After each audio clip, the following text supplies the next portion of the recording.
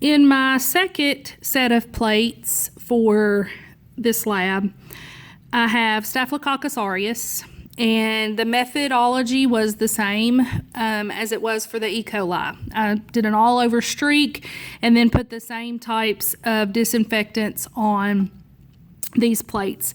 And just like with E. coli, we see that our Germ-X and our alcohol, not really effective. You can kind of see a little bit of a lightening around the alcohol there, in that maybe we just have some resistant colonies to the alcohol, but you can kind of see where it did spread out a little bit.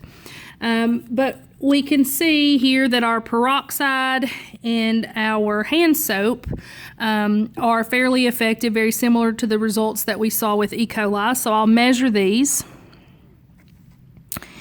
And for the hydrogen peroxide, my zone is 27. And for the hand soap, my zone is 18 millimeters. So 27 for the peroxide and 18 for the hand soap.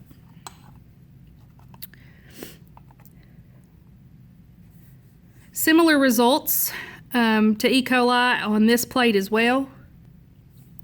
I do have zones for all 4 of these. I do have a much smaller zone on 6 for the mouthwash. So let's measure these. So my Hibiclens in 5, my zone is about 16 for the Hibiclens. For the mouthwash, my zone is 9 millimeters. For the 409 multi-surface, my zone is 18 millimeters.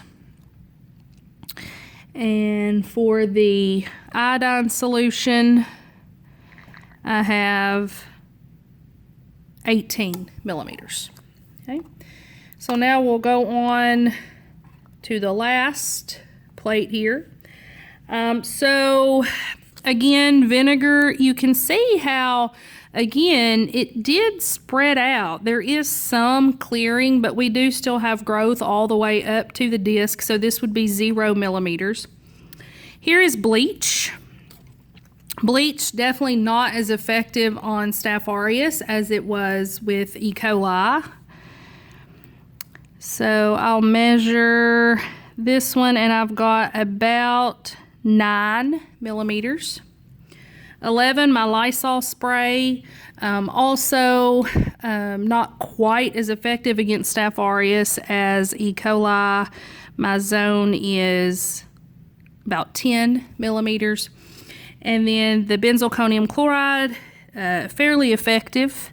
My zone is 17 millimeters. So when we take a look at the staph, we see that unlike E. coli, where bleach was the most effective, with staph, it was number 2, which was our peroxide. Okay, so our peroxide is going to be more effective against staph.